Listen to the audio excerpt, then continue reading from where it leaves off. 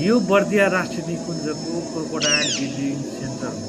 यो ब्रिडिङ सेन्टरमा विभिन्न नदीबाट एगहरू कलेक्सन गरेर घरियाल र मगर कोही दुई प्रजातिको कोहीको एग कलेक्सन गरेर यहाँ चाहिँ ल्याइन्छ।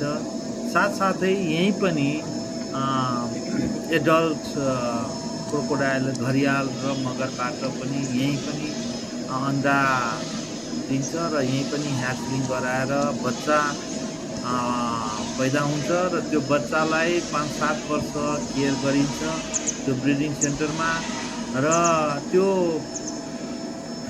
बच्चालाई पछि 5-7 वर्षपछि विभिन्न नदीहरू जस्तै कर्णाली, खौराहा, बगौ र राप्ती अनि खौराहा यो खोलाहरूमा चाहिँ मेनली घरियालको बच्चाहरूलाई रिलिज गरिन्छ। र किन यो रिलिज गर्नु यसको धेरै महत्त्व हुन जान्छ किनभने यिनीहरूको नेचुरल सर्भाइभल रेट घरियालको 1% भन्दा पनि कम छ नयाँ बच्चाहरूमा, जसले गर्दाखेरि यो ब्रिडिङ सेन्टरको ठुलो महत्त्व हुन जान्छ।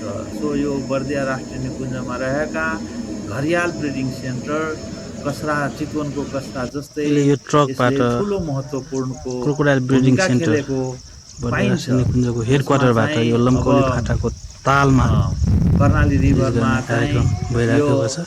नेचुरल त्यसमा आज दुईटा मगरको एउटा भाले र एउटा पोथी यो जुन फ्रेस वाटर इकोसिस्टमको यो इन्डिकेटर हो जुन चाहिँ अब यो फ्रेस वाटरमा मात्रै पाउँछ, जसले गर्दा यो फ्रेस वाटर इकोसिस्टमको एउटा चाहिँ ठुलो महत्त्व हुन जान्छ र यसको चाहिँ यो रिवाइल्डिङले चाहिँ एक्वेटिक इकोसिस्टममा चाहिँ यो घरियालले एउटा चाहिँ ठुलो इम्पोर्टेन्स छ यसको, जसले गर्दा यो घरियाल र क्रोकोडाइल ब्रिडिङ सेन्टरले चाहिँ एउटा भूमिका खेलिराखेको छ। So this is the crocodile breeding centre established in Bardia National Park to hatchling of the new eggs and it will rewild into the different river system of the Bardia National Park.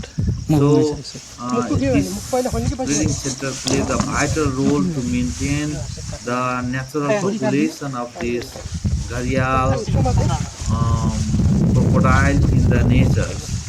So this is the very important. Thank you very much.